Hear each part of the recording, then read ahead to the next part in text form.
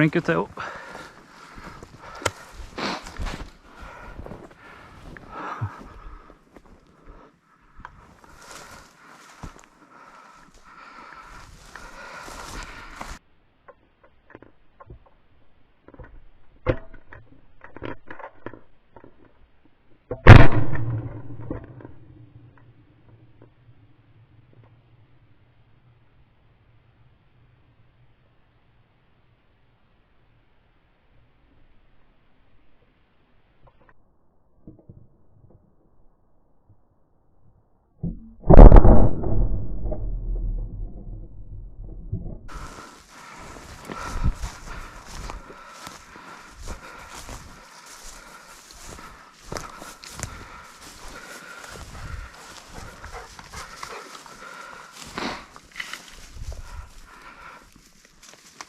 Flink ut, Theo.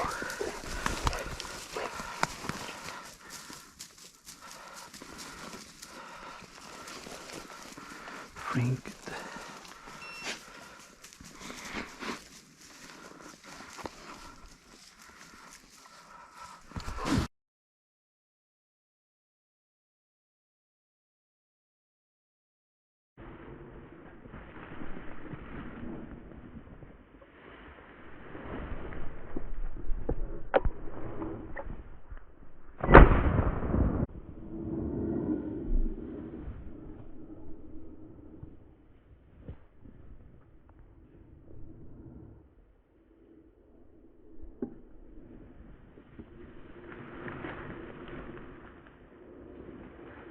Nå har vi gått et stykke etter at jeg skjøt den røyen. Theo hadde stand 30 meter for meg. Pappa var inne hos han, og jeg gikk i kanten. I tilfelle det skulle komme noe ut mot meg, og det gjorde det. Jeg tror det var et bra skudd. Den gikk rett ned og var steintau da vi kom frem til den. Flott fugl.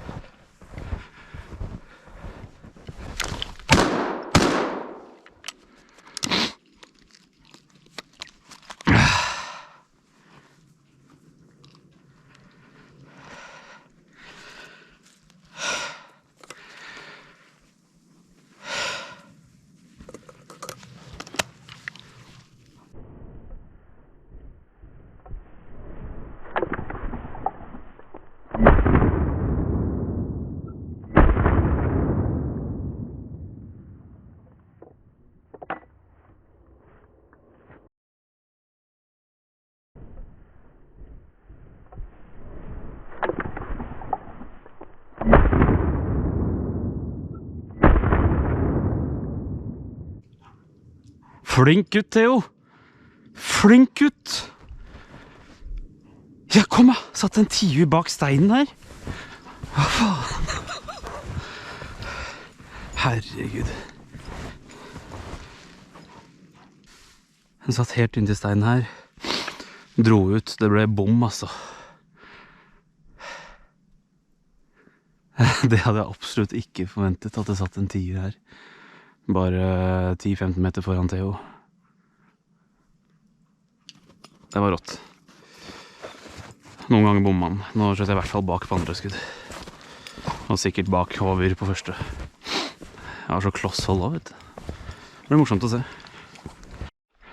Satan. Den kom fort. Bra, Theo! Bra, Theo!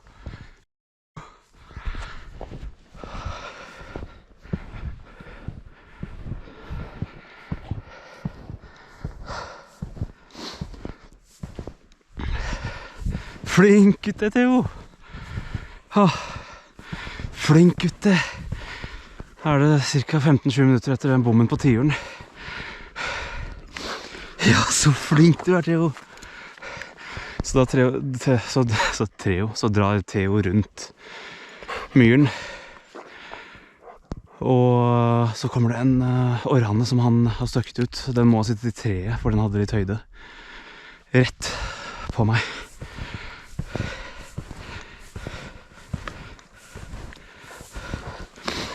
Skal vi se, er den død, eller? Den har gravd seg ned her, så. Den var ikke helt død. Flink gutt, Theo.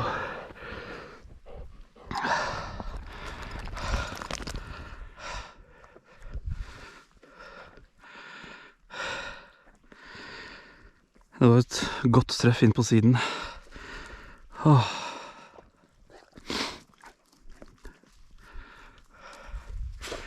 Denne her har vi gått mange mil for, altså.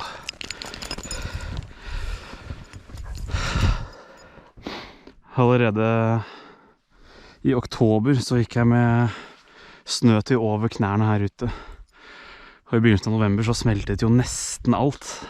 Men det var akkurat sånn at det var igjen til kanskje noe av det verste knaseføret jeg har opplevd. Altså, så hele november har vært helt håpløs, helt forferdelig.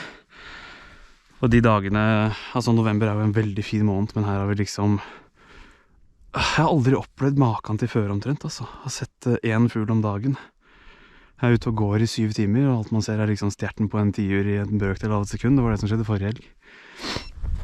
Sånn her. Men fytti rakkeren, denne her var god å få. Også så nydelig. Flink ut, Theo.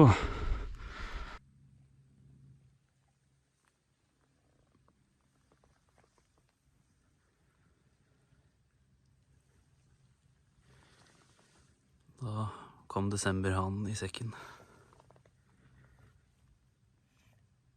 Flink gutt, Theo. Og vi har så vidt begynt.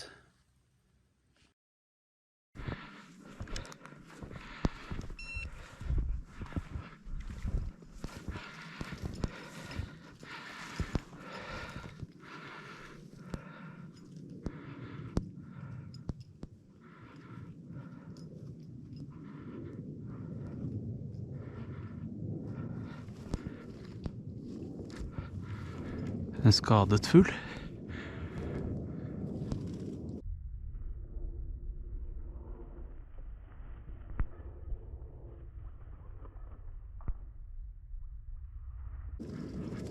Ja.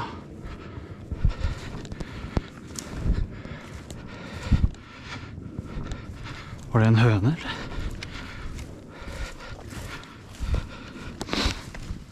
Takk, Theo. Takk, eller var det en hjelpe? Takk. En liten hjelpe.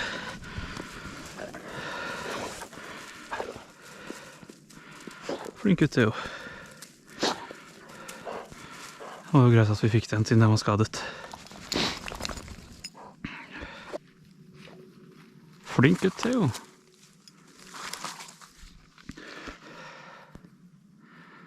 Den er ikke skutt av noen jegere. Skal vi se her. Er det et sår på siden?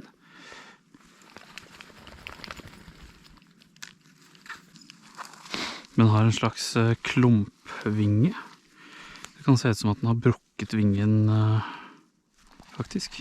Og at den har grodd på en rar måte. Jeg så det var venstre... Den klarte ikke å fly med venstre. Med venstre vinge. Ikke noen jegere, for terrenget har vært stengt for elgjakt og åpnet i dag. Og her er det bare jeg som går nå. Det var merkelig. Så den var det greit at vi fikk.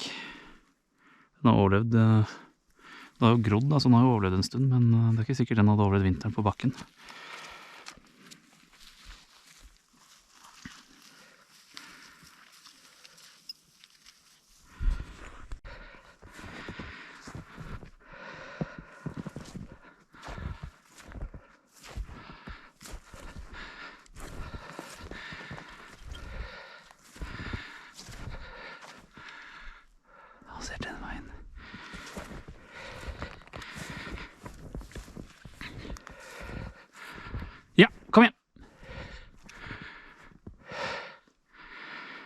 bygdsord. Kom igjen, Theo.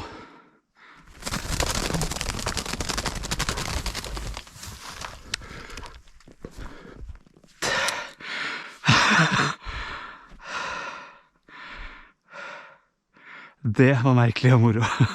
Jeg satte 2 rugder da.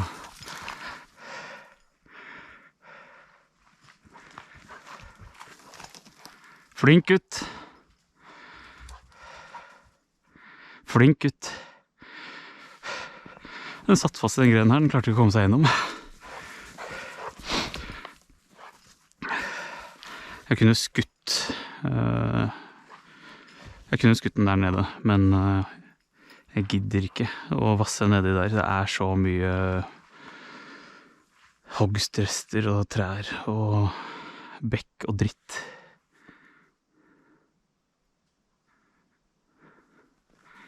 Flink gutt, Theo.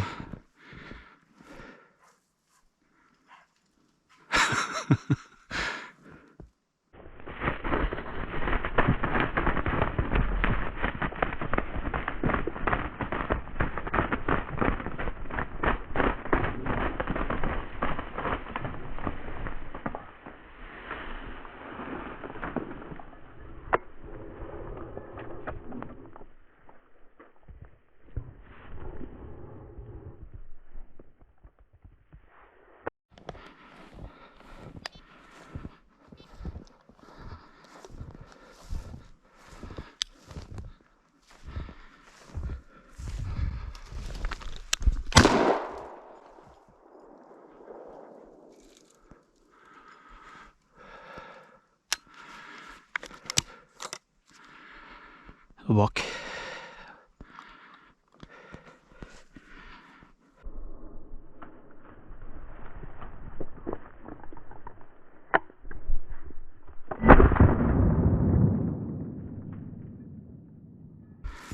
Flink gutt, Theo.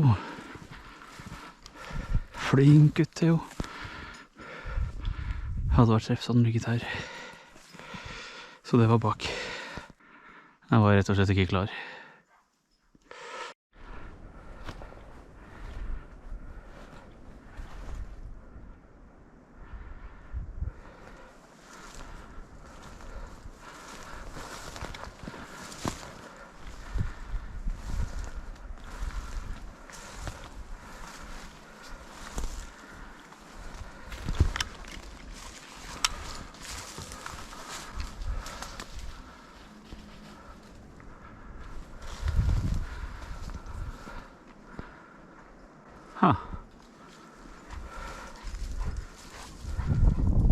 Flink gutt, Theo. Ja, så flink gutt. Da satt det faktisk orrfugl her. Da har vi satt ny rekord i orrfugl bak huset.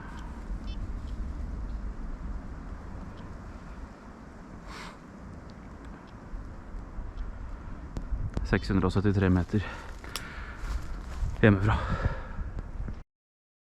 Det var en ny rekord i dag. Theo stand på 2 oraner 300 meter bak huset.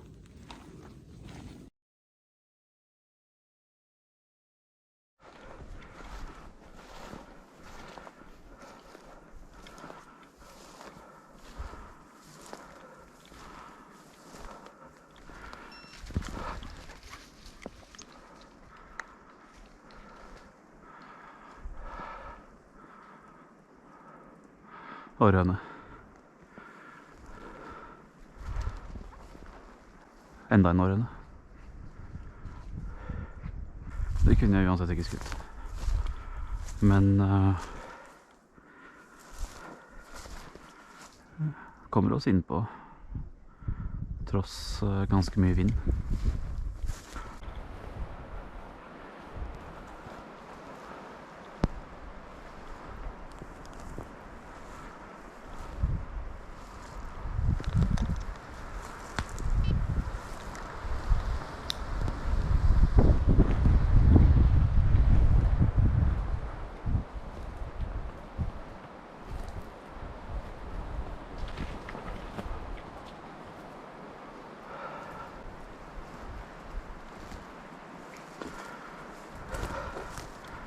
Røy fredet.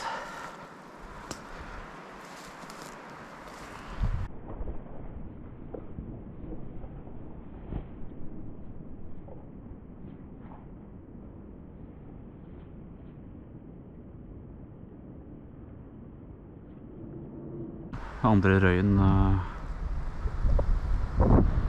på kort tid nå.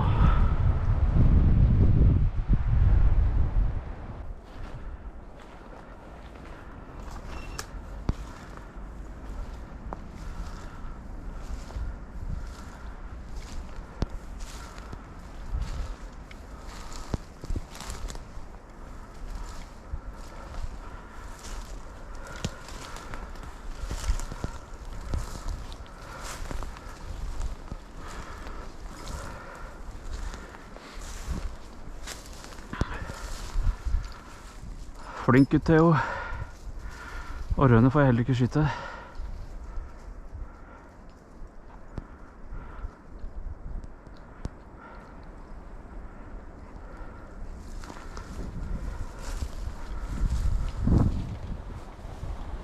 Enda en rødene.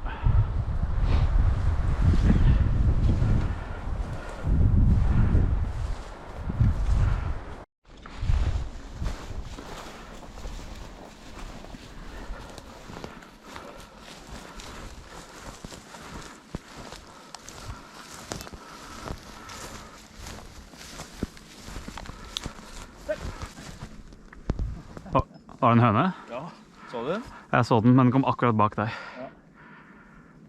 Ja, en høne, ja. Var det begge som sto? Ja.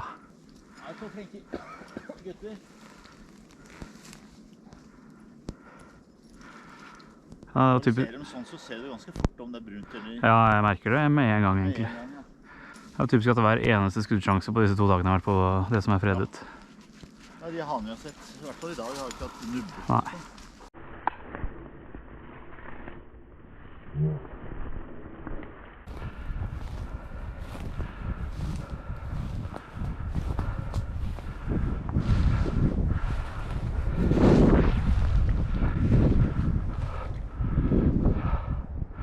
Jeg har satt en røy, den er fredet. Så du den?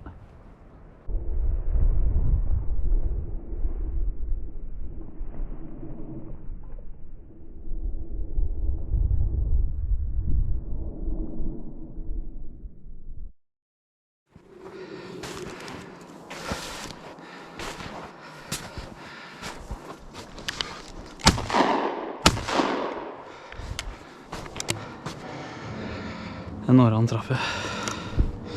De kom fra pappa og Theo som er 100 meter om for meg. Da må jeg ringe og få Theo ned hit. Tydelig treff på første skudd. Den seilte ned på stive vinger ganske bratt nedover. De kan komme seg jævlig langt her, men jeg tror nok den skal gå til bakken cirka 100 meter ned der. Den må vi lete grundig etter, altså. Jeg blir skikkelig skuffet hvis vi ikke finner den. For den er hardt skadet.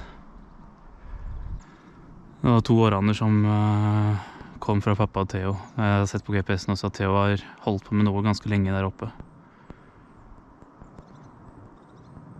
Jeg var åpenbart ikke klar. De kom jo bakfra. Rett over hodet. At den ikke klappet sammen, altså. Det hadde gjort mye. Men jeg må virkelig håpe at vi finner den.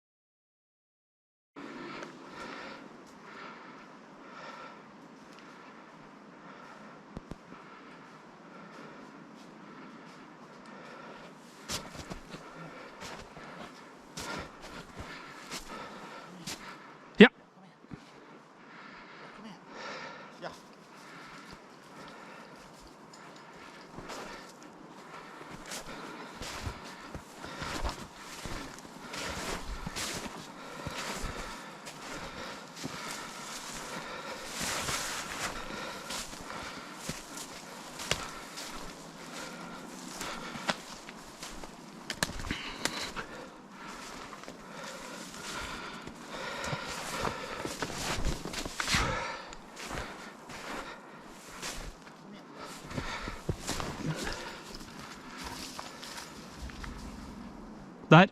Det var Norrane. Gjorde det? Ja, men det var ikke den. Er du helt sikker? Den hadde ikke... Ja, vi er litt for høyt. Ja, det kan jo ha vært den da. Den så helt frisk ut, den som fløy her. Det var det som var litt rart. Det er jo rart du skulle ligge foran så nærme der hvor...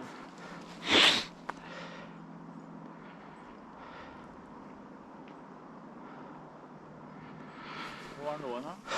Rett foran 10-20 meter foran der, så fløy den nedover Hogsfeltet.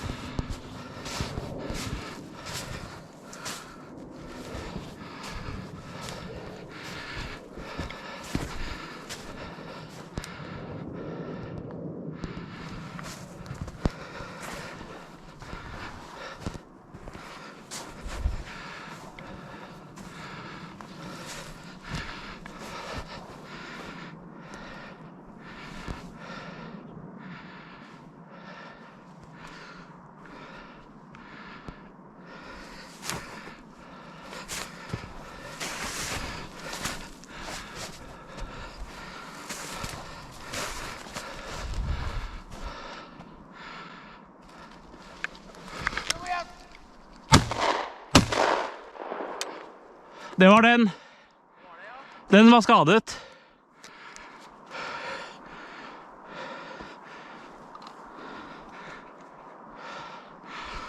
Den lå 5 meter foran deg. Jeg bommet. Og så fløy den rett mot deg, så jeg prøvde ikke å skyte. Jeg bommet. Jeg så hvor den fløy. Her lå den. Ja, den var skadet. Det var den. Den fløy rett inn i den tette skogen der. Den slet med å holde høyden også. Jeg så det. Det er rett frem sånn. Ned sånn. Men rett inn der.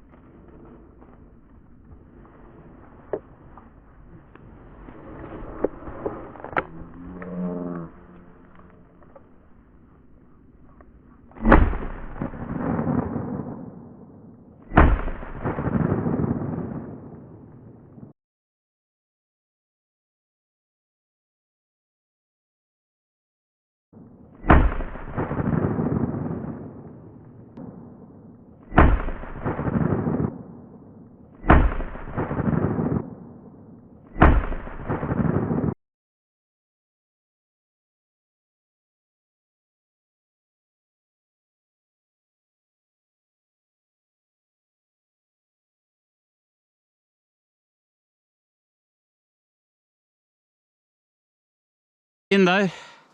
Faen at jeg ikke fikk den, altså. Er det mulig? Hæ? Flink gutte, og du fant den igjen.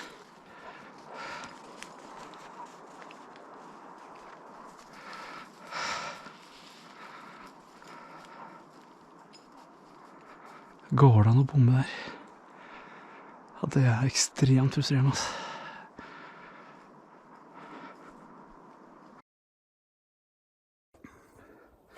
Vi måtte gi oss i ettersøket etter den Norranen. Vi lette, altså hvis den ikke hadde klart å holde høyden på grunn av skaden, så har vi lett overalt der den kunne ha gått i bakken, eller ikke kommet seg over trærne. Men der den slapp seg ned andre gang, så går det går så bratt nedover, altså. Så hvis den bare slenger ut vingene, så kan den ligge på stive vinger flere kilometer omtrent, altså. Det går så bratt ned, flere hundre høydemeter. Åh, denne her gjorde vondt, altså. Det er sjelden jeg har så tydelig skadeskyting uten at vi får den igjen, altså.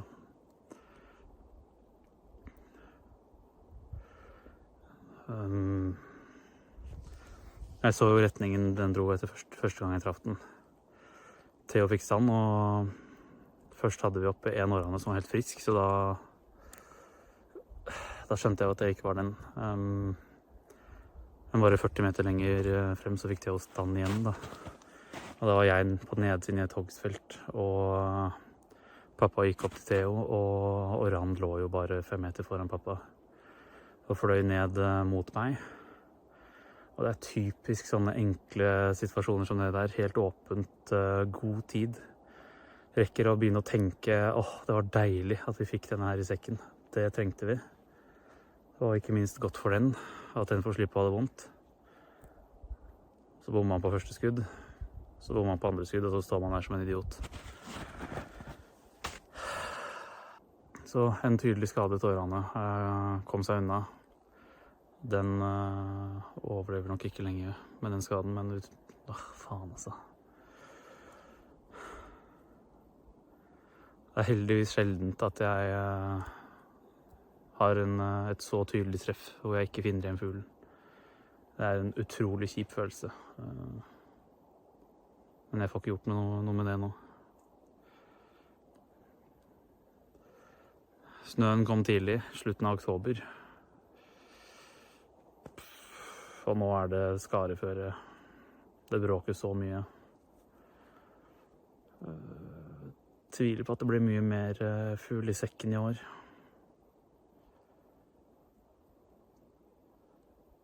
Jeg har ikke fått jaktet så mye i år som jeg hadde håpet. Men neste år skal jeg være bedre forberedt, altså.